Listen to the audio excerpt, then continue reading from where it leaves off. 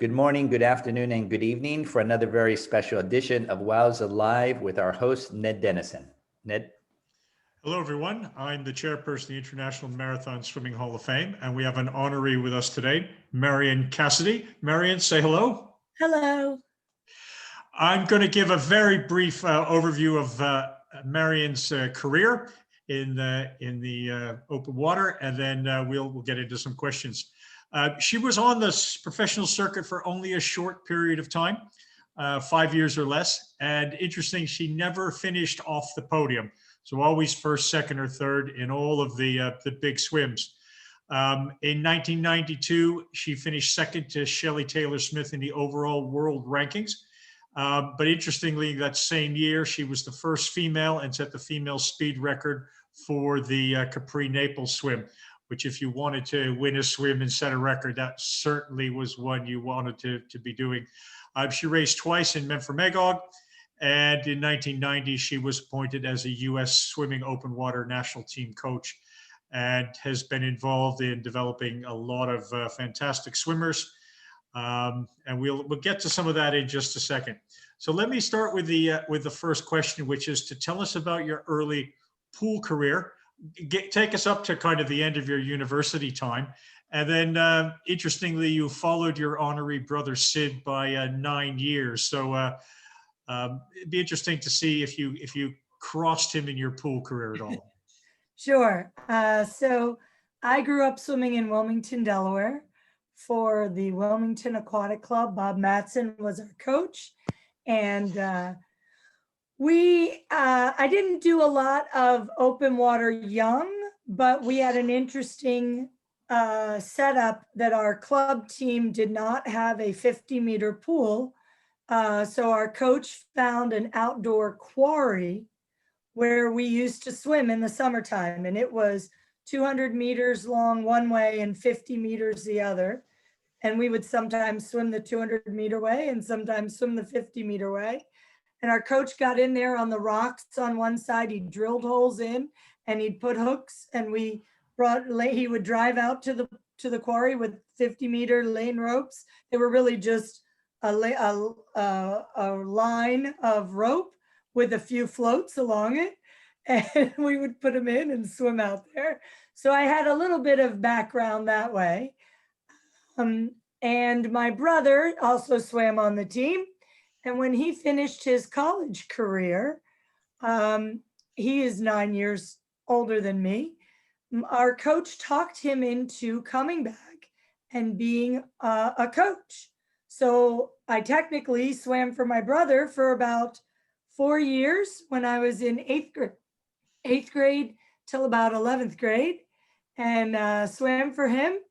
And he introduced me a little bit to some open water, some of the shorter races down on the Jersey Shore, because he was a lifeguard during his college summers. He was a lifeguard down at the shore.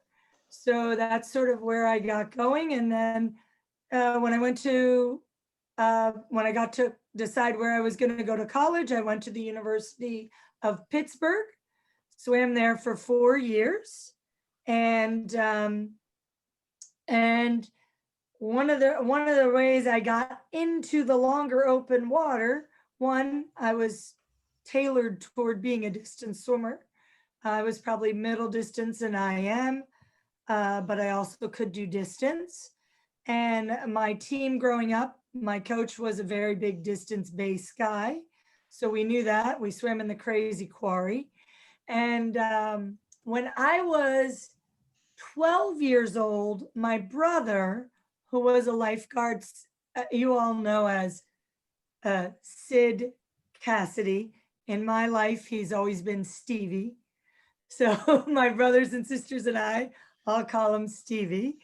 But he was a lifeguard at the Jersey Shore, and he got a group of lifeguards up and down the South Jersey coast and got organized to revive the around Absecon Island, or as we all know it, Atlantic City.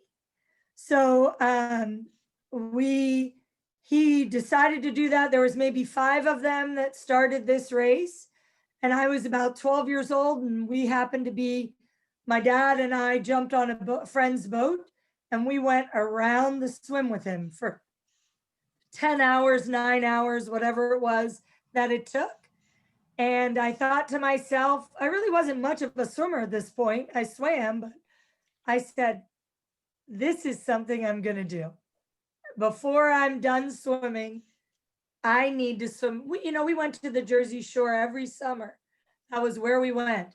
And I thought, this is about the coolest thing I've ever seen. You swim around this island. It's really neat. This is, I was all in. So when I finished my college career, that was on my bucket list. I had my bucket list already started, and I needed to swim around Absecon Island. And my brother was good enough to get that race going back in the, I don't even know when it was, 70s, 78, 79, and it got started up and just kind of kept rolling. So when I finished college, I knew I wasn't going to do it before I finished college. But when I finished college, I knew it was on my list. And my brother somehow got us both into the race. He hadn't swum for years. He was coaching now in Florida. And he said, I'm going to make a comeback. We're going to be Team Cassidy. And we're going to go out there and swim around Absecon Island again. I was like, all right, well, I'm in. So we went off and somehow he talked the organizers into letting these two non-really professionals in the race because we were local and he had a great history with the race. So we got in there and it was a crazy weather conditions. The ocean, I think the bay was 61, which was fine, but the ocean was 51. And so when we started in the bay, when you rounded that corner, it just hit you like a ton of bricks. And it was super foggy. And I think they couldn't keep track because the water was so cold. They couldn't keep track of where everybody was. So I think we got about 3/4 of the way down the ocean leg, which we did the ocean leg first and ended back at Gardner's Basin, where we started right in the bay. And they called the race. So they went around and they didn't have a ton of officials, but somehow they went along and called the race and we all got out. And that was my first introduction to the then professional marathon circuit. And I'll have to say, I really thought Claudio Plitt was the leader above all. He did everything and got everything right. It was awesome. He organized us. He told the organizers that they had to give us the prize money and they had to do this, that, and the other. And he organized how we were going to divide it up and everything. So it was a crazy, crazy introduction. So when they pulled you from the race, had Sid already quit and was he crying in the rowboat? No. He had a few pounds on me back then, and he was probably handling the cold a little bit better. But we were relatively close, I believe, in where we were. Who was in front? Who was in front? I believe. I believe he was in front, but I was saving it. I'm always a back half swimmer. I knew I was going to run him down. There was no way he was going to beat me in a 7-8 hour race. No way. So how did you end up becoming a national team coach? And it looks like you became a national team coach before your professional career kind of started. Right. So were you racing against the people you were coaching? A little bit. It was kind of crazy. So I did that race in 1988, and I thought, oh well, I didn't really get around the island. I'm done. I retired from swimming. I went back and started coaching at Pitt at my alma mater for a year, kind of trying to figure out what I wanted to do. I traveled through Europe with a friend. I just did a bunch of things you didn't do when you were a full-time swimmer growing up, right? And then I said, okay, I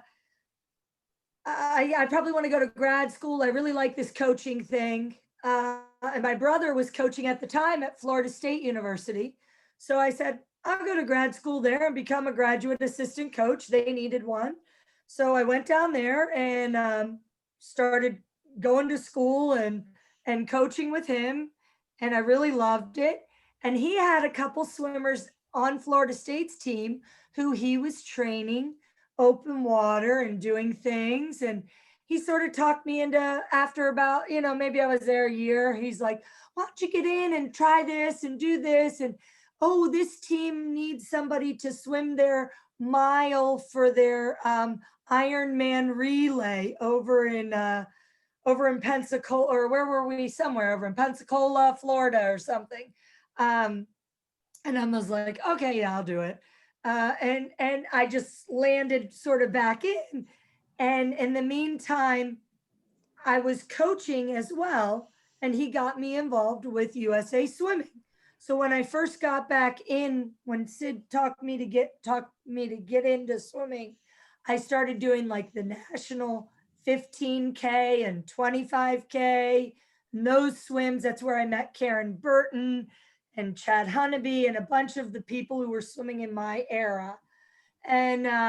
And it was really a great, awesome opportunity. And I went first as a swimmer to the national team camp and got to swim with Penny Dean. She was the coach, and Rick Walker, a lot of the USA, Casey Converse, a lot of the USA national team open water coaches. So I did a lot of swimming there. And then I also had my hand in coaching, because my brother said, we need some women on the national team coaching staff. You know a lot about on it. You're coaching, do this, do that. So I had a couple Florida State swimmers that I went in their boats for the 25K and here and there. And I coached I ran a couple of the open water camps with my brother. And then I landed on the national team coaching staff. So I was swimming and coaching, and it just sort of all meshed together. So I think I went to Pan Pacs with Karen Burton. I was coaching, she was swimming. So it was just an interesting mix of how it all went hand in hand. And then back to Atlantic City in 1990, a slightly different set of conditions, a slightly different outcome. Correct. Tell us about the trip. Okay, so at this point I had been swimming with my brother, and my goal was still on my bucket list had still not been completed. I needed to go to Atlantic City and swim all the way around. So we got there, and my brother knew, he gave me some details and stuff that, the tides are really not going to be great for this. And apparently the date had been switched because they couldn't get the premier swimmers on the date that the tides were the best. So we just went with it. And the race, I think the race, that race usually takes high 6, maybe 7 low hours to do, right? And I think the winner was close to 10 hours, 9 something, right? Who normally would be going 6 something. And we were 3 hours longer because the tides were nuts. They weren't too bad going out. We went from Gardner's Basin, we got out okay in the front tide. And when we got to the next inlet, trying to get to the back bay, it was coming out fast. And the only way around, people were standing on the jetty, and you had to sprint the ocean because you tried to beat the tide, but no one got it. So everybody had to fight to get into the bay. And you literally did dolphin dives, pushed off the bottom. It was the only way to get around. You could not get there. Like, I was swimming in one place, and they're like, push off. And I was like, okay. And I watched David Oliva or somebody, I don't even know who was there. I think it was David Oliva, was dolphin diving by. I'm like, okay, I'm going to do what he's doing. So I just kept going and made it around. And then you swam the whole back bay, which was fine. It just wasn't fast.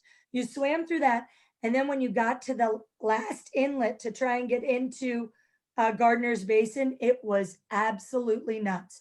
The boat told me, because that's the Ocean City or the Atlantic City, you do the rowboats, and the rowers go with you. I had my crew was from Ocean City, because that was where we used to live, and in the summer, and they were like, we can't wait with you. Hold on to that dock. So they literally had to work their butts off to get through it.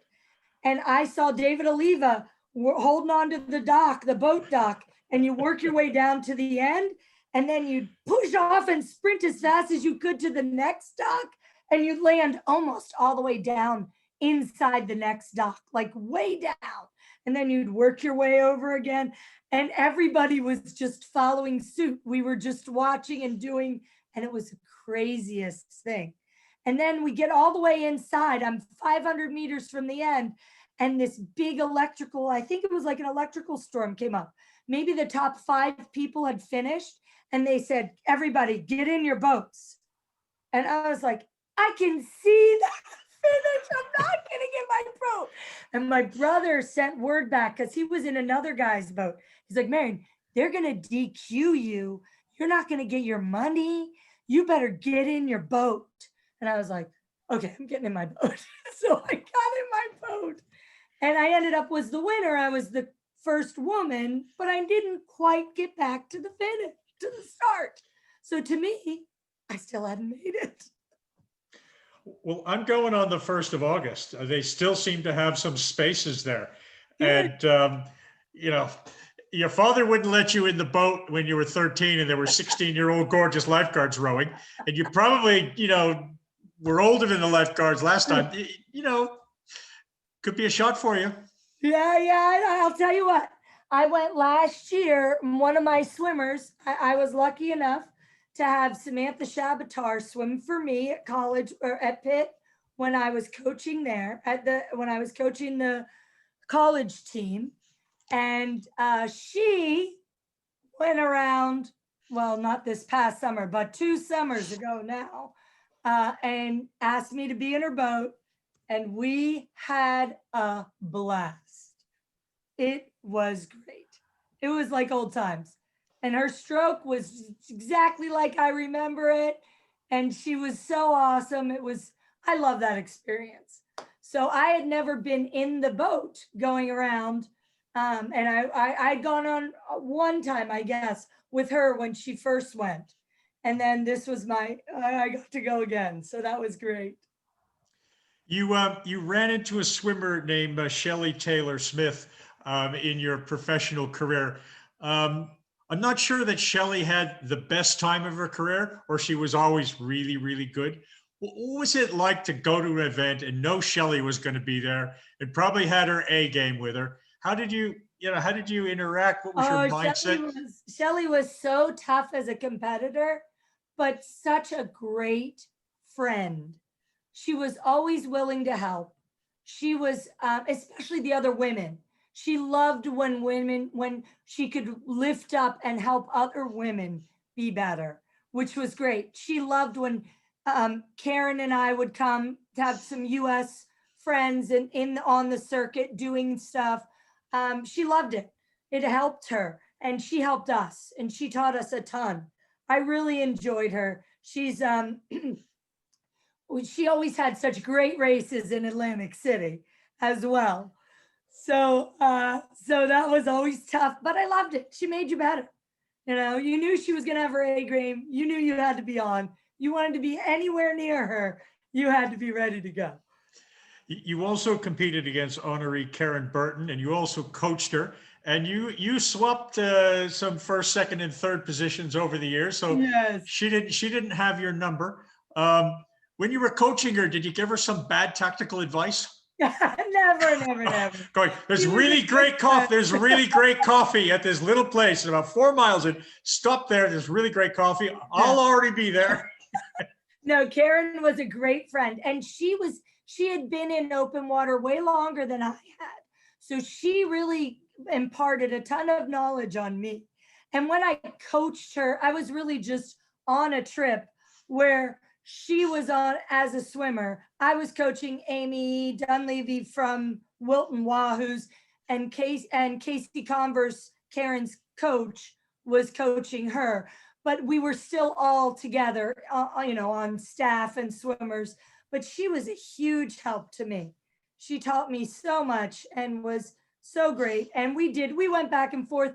And I'll tell you, most of our back and forth had to do with what type of shape we were in, whether she was in a great shape or I was in great shape. I think one time I beat her because I think her boat sank, like in Argentina or something. Like, and I was like, come with me, use some of my drink. You know, like these things were crazy back then.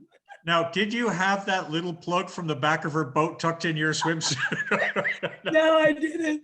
We were both sort of, that was the end of the season one down in Santa Fe, whatever. And that was crazy. Karen and I both, we knew we were both going. We didn't have anyone to travel with us. So we were both just kind of finding someone we didn't know to sit in our boat and do that. We just sort of palled around together to get through it.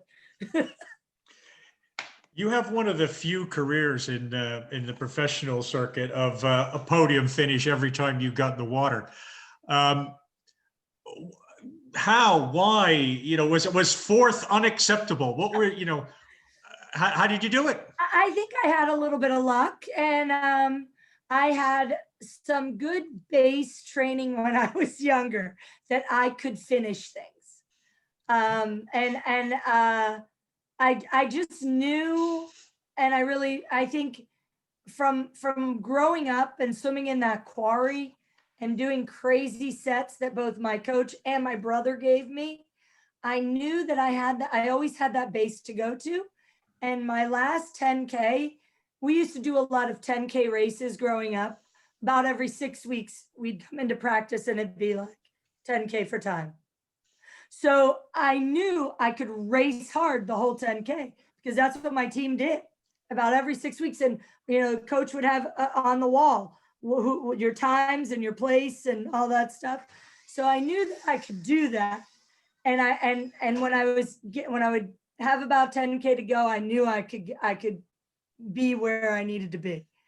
And when you were swimming for Penny Lee Deans, Steve Munatonis was telling me about these in the ocean, a set of 30 times 1,000 meters. Did you have a set like that from Penny? I did not. I only got to swim with Penny at the camps. So I did not get, but she did give us some great stuff. We used to swim in a lake out there at a country club in Colorado Springs. So you were swimming at altitude in a lake out there. That was great. And she'd give us some great sets. But I would go, my brother and I and Jay Wilkerson was swimming at Florida State when I was there. And I kind of paired up with him and did a lot of open water training with him. We would go to some crazy places. We would always drive to Jacksonville every now and then and do about a 10 miler. We'd set a course and do a 10 miler in the ocean, just back and forth. And my brother would come out and give us Gatorade like at every 2 mile or whatever. We'd get something to drink. But we would do that. And we went to this river where it was rushing so hard. It was almost like swimming in a flume. It was like near Gainesville. And we'd just go and swim in this flume, work for, 40 minutes and then drift back down and swim back up the river. And then we'd swim in this one place, Wakulla Springs, that was in Tallahassee. That was the same. It was a hot spring. So it was the same temperature, like 70 degrees all year round. But there were alligators. So my brother would he would stand at the place so that we swam, and we just made sure we didn't get into their territory. And somehow he had me believing it was okay. Would I go back and do it again? No way. Did your brother take the little ball out of the whistle while he was a safety on the shore? Or was he just gonna, should be fine, I got another sister, So. Right, he has 2 others, right? That is fine. Right. 1992 Capri Naples, female victor. Was this the highlight of your professional career? It was a great race. I had a couple things that kind of brought me to that point. The week before, there was this crazy race in northern Italy. I don't even remember what it was called, but I got invited to that, and I went to that, where they put us in this little town called Alassio. And it was a race where you swam from town to town down the coast. and you didn't know what was coming, and there were no markers. They would have a big buoy when it was time to turn out from the ocean and swim in.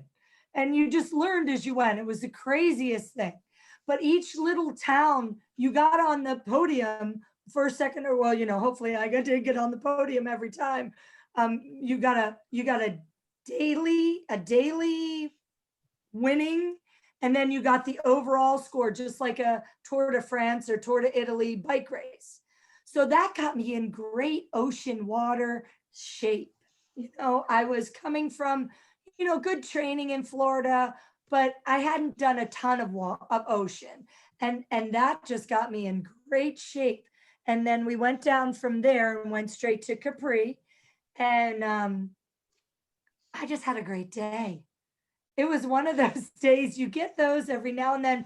That was the only race I had that from start to finish, I didn't have any trouble. I didn't get into like the black zone where you're like, oh, just make it through here. I was in the zone the entire time. It was the craziest thing. Like, I got a new pair of goggles. I literally took them out of the bag and just adjusted them, put them on my eyes, and never took them off the entire time. And I was head to head with Rita Kovacs for 4 hours. She was literally, I could just see her. We could see each other breathing. And I was very lucky that I had a boat crew that knew what they were doing. They set a great course for me. The wind was kind of at our back where I could catch some swells and drive and ride them a little bit. But it was just a beautiful, beautiful, like a thing where everything just clicked. It was just perfect. And I never had another race like that, but it was just so fun to do. So fun. It was great. We're having our induction and award ceremony in Naples in 2022. I don't know if any of your younger swimmers have ever seen it, but on their website, they've got the write-up of Marian's victory. Like, the most beautiful mermaid in the world, destroyed the course, set the record. So they still have very fond memories of you. Hopefully we'll see you there. It was awesome. It was a beautiful day. I was very lucky. You swam in the era when men and women started together, finished together, and it influenced prize money and everything else.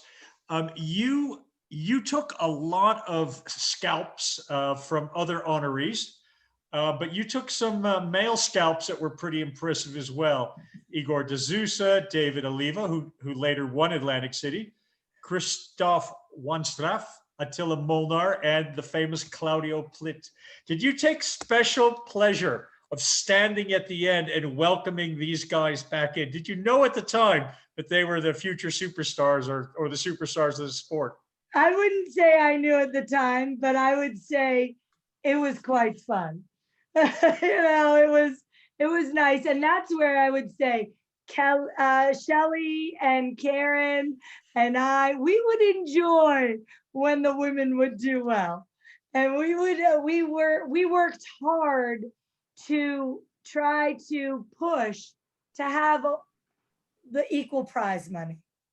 That's one of the reasons we really like those Canadian races, because they were the first place to have first, second, third male, first, second, third female, and then the combined packages. And we really, really like that. That was awesome. And I loved, it was fun. It was a lot of fun.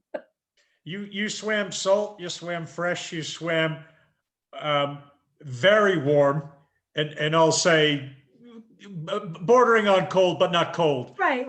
What was your preference? I liked anywhere from probably like 65 to 70, 71. I didn't really like a lot hotter than that. So what's that? 18? No, you're okay. You can keep Fahrenheit. Don't worry. Okay. Yeah. So I really enjoyed that. And Salt or fresh? Yeah, So I like salt. I like salt. I like the waves. I didn't like the flat as much.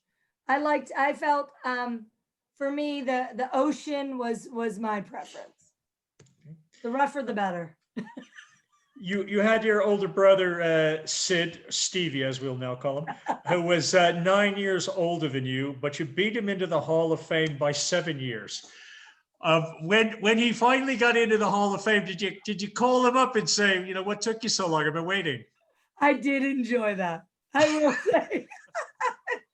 My brother, as you know, is a great guy and super fun. Very, very, very competitive. And always being the younger sister coming behind him. He lived large. So I was often flying under the radar or on his coattails, but never in front. So I enjoyed that. I just imagine at the family home, right? You probably took his university graduation picture down and put your Hall of Fame certificate where it was. Just to let him know. Yeah. Tell us, exactly. tell us about your coaching career. And I know you've recently moved more into management, and what's happening with the program now with COVID. So I for what that's sort of what cut short my it sort of cut short my career because what happened is I was in college coaching and swimming and racing, and as long as I was an assistant, it worked out well. And I was 3 years at Florida State, and then my brother went on and went to coach at James Madison for a year, and I went down to Miami. And what happened is, oh, hang on one second. Try that, Mac. And so I went to Miami and I swam there, and then, as luck would have it, in the summer of 93, or maybe it was in the spring of 93, my college coach retired. And the position at the University of Pittsburgh head coach opened up. So I went for it. I did not think I had only been coaching in college for 5 years. So I did not think that I would get it, but somehow people turned things down, this, that, and the other, and it landed on my doorstep. So I said, oh, I'm afraid if I don't take this, it won't come back. So I opted kind of out of the swimming, as much as I had such a blast in 92. And I knew if I could have kept going, I would have loved to have done a few more years on the circuit. But it didn't work because I knew I couldn't do both as a head coach. And I went in, and I think I ended up that summer just swimming the swim across the Sound, because it was for a good cause and they really wanted me to come. I'm like, I really haven't been training. I was like, but I'll come. So that was my swan song. But I was thrilled at that point that I could start to bring in some open water swimmers into my program. And Samantha Shabatar was one that I got her from Egg Harbor Township, New Jersey, and got to go on some national team trips with her and had a great time, and still kept with coaching both college and open water USA swimming national stuff for a while, until I started to have children, and I just couldn't do it all. So I kept my college job and I took care of my kids, but I didn't do any of the open water stuff. And then about 5 years ago, I got out of college coaching and moved into administration. I do the travel for all the sports now, and I help them out with that. And then I coach the club team at the University of Pittsburgh because I just love it, and I wasn't ready to get out of it. And when COVID hit, we started to do a lot more open water. So I have a lot of young swimmers that I'm now introducing to open water. And travel probably got less time consuming. Correct. Way less. And so I have a couple swimmers, and I probably, all my kids on my team at one point this summer did at least a 2-mile race up about 45 minutes north of Pittsburgh in a Great Lake. It was a triathlon race run as she did open water swims. She did one every month for us, June, July, August, September. We still did one in September, and probably everyone on my team got in there and did something, which was great. And I had a couple of them that went for the 10K. And then we went down to Virginia and swam a 5K and a 1 mile in the same day. And we did some great races. So I have some new budding open water swimmers, hopefully. There we go. My son is one included. He's enjoyed it. So my daughters, they didn't take much to the swimming. They did it, but they were more basketball, volleyball, and they've since gone on and they're in college and through college. And my son is in 8th grade. And so far, he's stuck to swimming. And this summer, he really liked open water. There you go. Maybe you'll be back in Argentina in a boat this time. I will be better for it. I'll know how to do things. I'll make sure we don't sink. Marian, thank you very, very much for your time today. It's a pleasure to talk to you, and it's good to see that Sid's been put in his place a few times. Yes. Well, he taught me a lot and was a big, as I said, a big component in what I did. And his love for swimming and the sport was contagious, and I caught it. There we go.